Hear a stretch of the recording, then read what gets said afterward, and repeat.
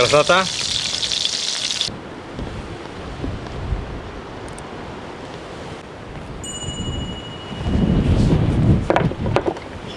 Друзья, всем салам с канала Каспийский берег.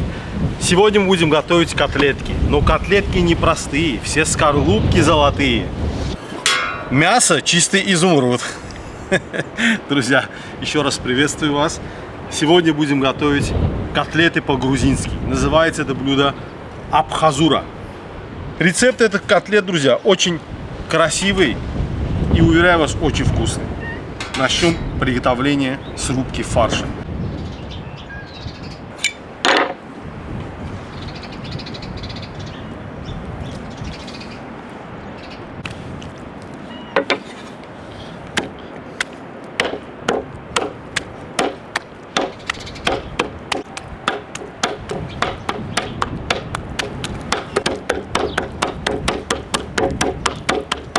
Честно вам скажу, я мясо рубить топориком сегодня не собирался. Я просто тупо забыл мясорубку дома. Не привез ее сегодня. И вот пришлось мне работать топориками. Но это где-то даже лучше. То есть фракция чуть крупнее получится. И котлетки наши будут от этого еще более сочные. Процесс довольно увлекательный, я вам скажу, друзья. Вот так входишь во вкус, и уже самому хочется работать топориками. Ускоряемся.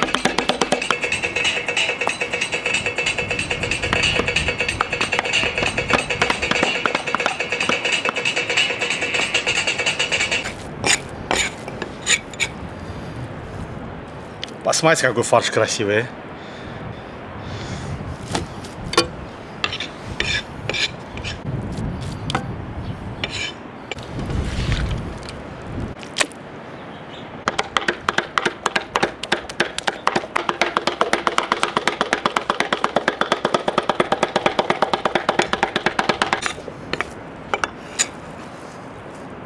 Вот так, друзья, вышло где-то 2,5 килограмма красивого чистого фарша.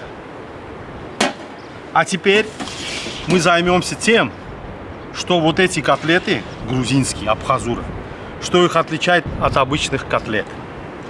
Вы удивитесь, друзья, но в фарш не идет лук. Обычно в котлетном фарше всегда присутствует лук. В этом случае нету. В абхазуре его нету. Зато в большом количестве идет чеснок. А сейчас прекрасная пора чеснока, друзья. Он еще вот такой молоденький, свежий. Смотрите, как кожа снимается. Просто кайф. Запах супер. И чеснока идет немало, друзья. Наверное, вот 6-7 зубчиков.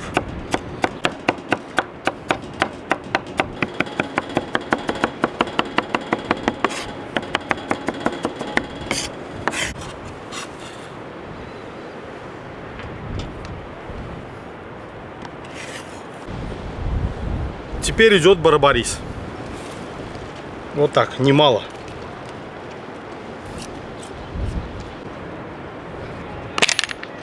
А теперь, друзья, наверное, самый важный момент. Значит, по оригинальному грузинскому рецепту сюда идут травы. Вот такие интересные названия. Уцхо сунели, хмели сунели. Ну, хмели сунели — это смесь трав. Идет уцхо сунели. И еще идет трава, она называется чабер. Я даже не смог ее найти, честно говоря. Я, потому что, может, не знаю, как она называется на азербайджанском, чтобы ее аналог здесь найти. В общем, я его не нашел. Но многие добавляют, если не могут найти, травы только хмели сунели. Я добавляю хмели сунели. Еще пойдет сюда немножко кориандра, друзья. Теперь черный перец. Красный острый перец. Солим, конечно. И начинаем наш фарш вымешивать. Как и на любые котлеты. Хоть немного, но его нужно вымесить. Поехали!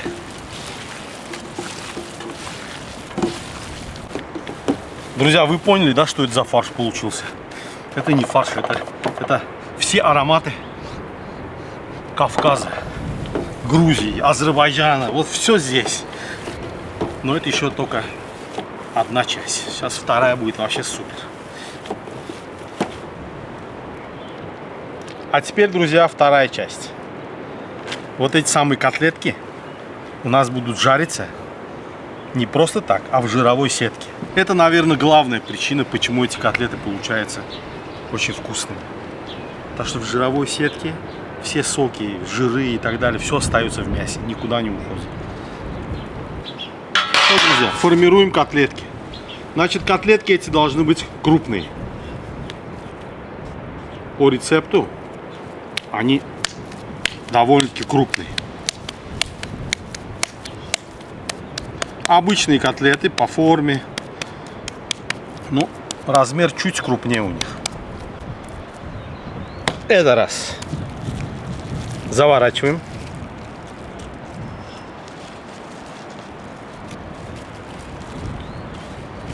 И обрезаем.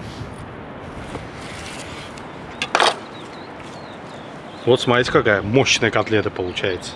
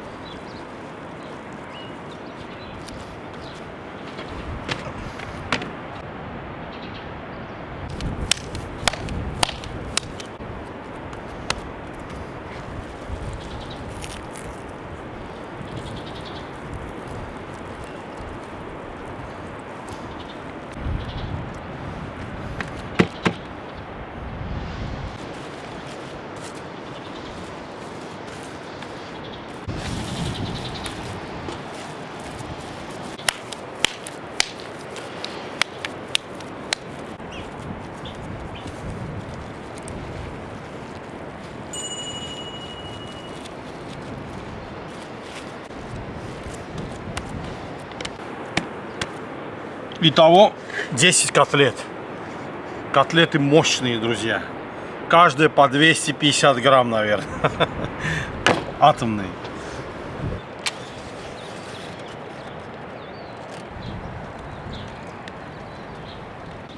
Теперь на раскаленную сковородку, друзья, наливаю немножко растительного масла. Много не нужно, потому что у нас сама эта жировая сетка, как говорится, от слова жировая, да, там жира много. Ну и все, поехали, друзья. Вот эту самую крупную в серединку.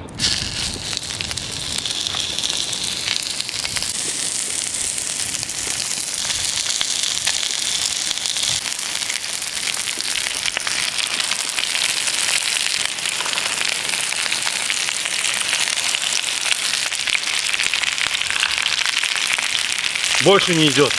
Слишком плотно тоже не надо.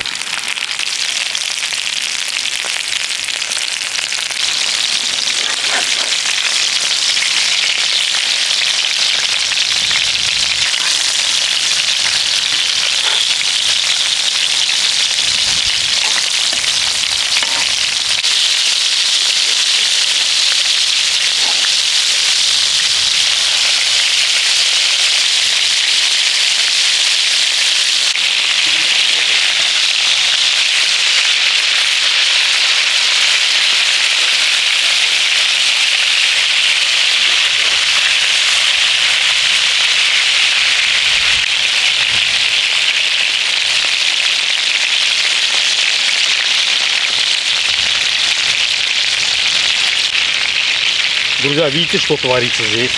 Это, по-моему, будут самые сочные котлеты, которых я когда-либо ел. Все. Они готовы на 90%. Я их убираю. Потому что, знаете, по оригинальному рецепту они еще немного должны доходить в духовку.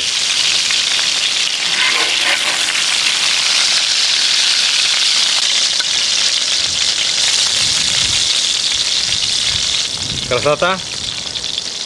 Друзья, как я уже сказал, котлетки вот эти грузинские наши доводят в духовке вот таких глиняных сковородочках небольших, порционных. Они называются кеци. К сожалению, у меня ни духовки нет, ни кеци. Но зато, друзья, у меня есть вот такой маленький мангал, барбекюшница. И старая чугунная сковородка советская. Вот она заменит нам кеци.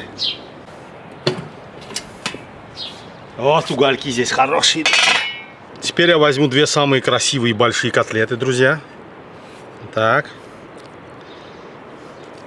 И уже доведу их в моей импровизированной духовке. Вот так устраиваю я сюда котлетки. Накрываю крышкой. Чуть-чуть открою. И все, пусть постоит там, наверное, я думаю, минут 10-15, не больше.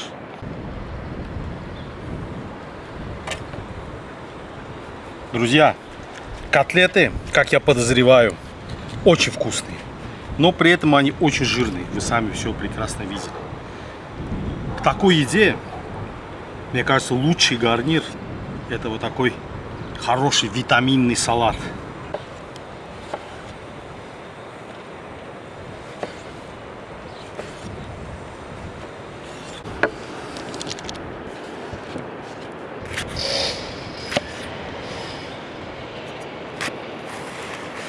Острый перец, друзья. Блюдо как-никак грузинское.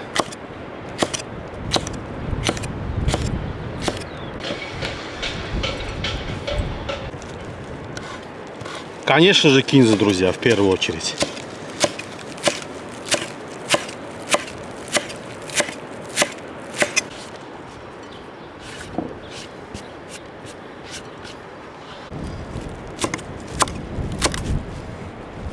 Мята немножко, друзья. Все улетает. Сегодня у нас такой хороший ветер, чистый норд. Так что приходится работать в таких почти штормовых условиях, друзья.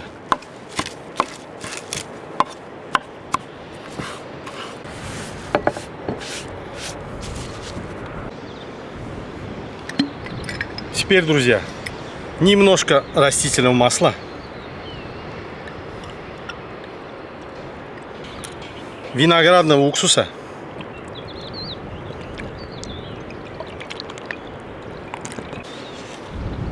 Солим.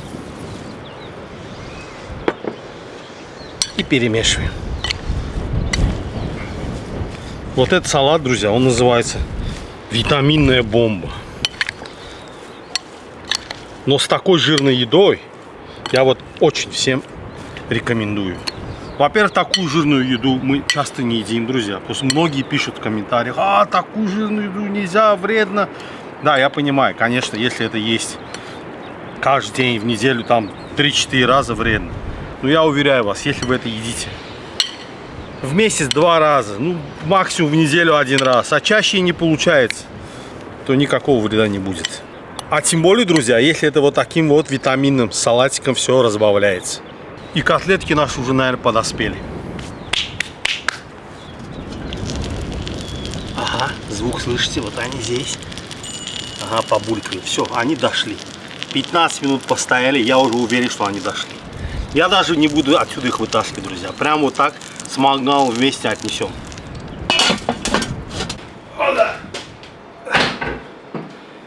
Сейчас, друзья, последний штрих. Чуть-чуть надо лучок.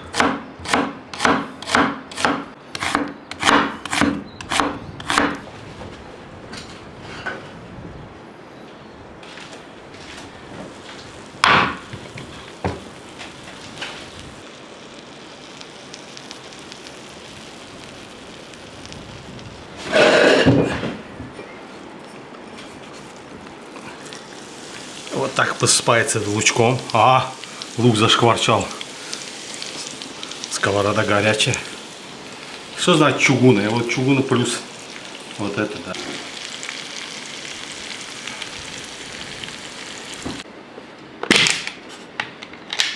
И еще сюда подойдет очень сумах, друзья. Вот так.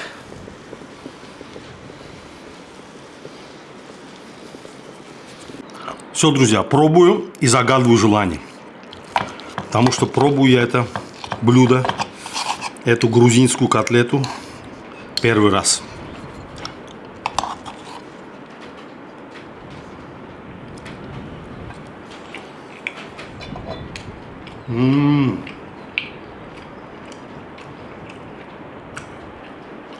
Выше. Очень сочно. И очень жирно, честно говоря, друзья. Это так вкусно, конечно. Ну, такую еду, как я говорил до этого, часто не поешь. Это нужно делать только по праздникам. Потому что это действительно это как восторг. Это радуга вкуса, друзья. Вещь очень вкусная. И кислинка присутствует. И вот эти все приправы, которые добавили, очень ароматные, очень такие какие-то пряные получились котлеты. Я думаю, вот этим они в основном и отличаются от обыкновенных наших домашних котлет. Друзья, вот какие они сочные. Посмотрите эти котлетки. Прям вот с поверхности сок видно. Сочные, жирные. Очень вкусно. Вот сюда замакнуть, друзья. Все самые вредные вещества здесь я сейчас на сковородке. Но при этом самые вкусные. Я опять повторюсь. Если такие вещи есть редко, друзья, вреда организму не будет. Так что иногда себя радовать надо. И тем более, что у нас есть вот такой витаминный салатик.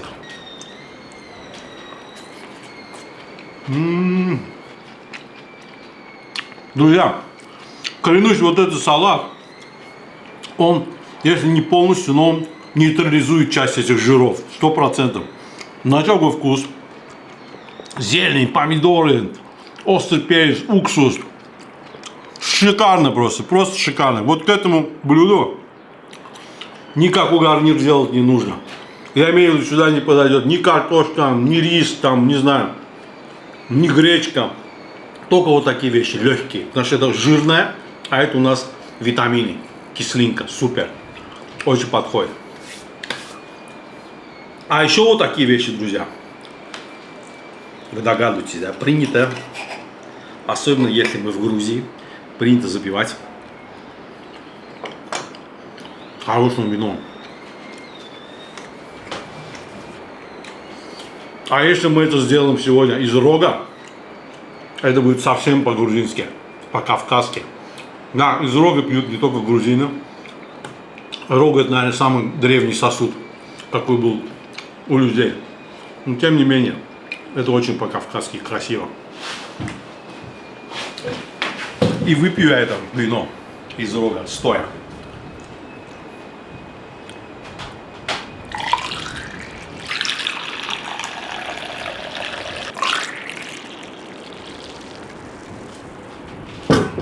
Друзья, этот тост я хочу поднять за всех людей, за всех хороших людей. Но особенности, так как сегодня у нас все кавказское, я хочу выпить за Кавказ. За все вот эти маленькие и не маленькие народы Кавказа, а их очень много на Кавказе, больше сотни точно. Вот за их дружбу. Чтобы все эти народы дружили и добрососедствовали, как говорится. Давайте вот за эту красивую, хорошую дружбу. Будьте здоровы.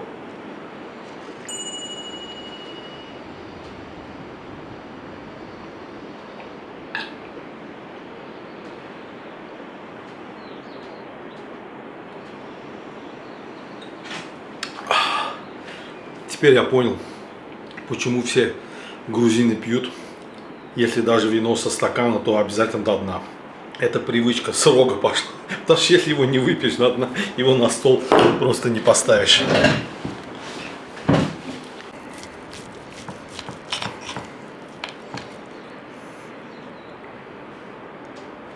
Вот он, барбарис.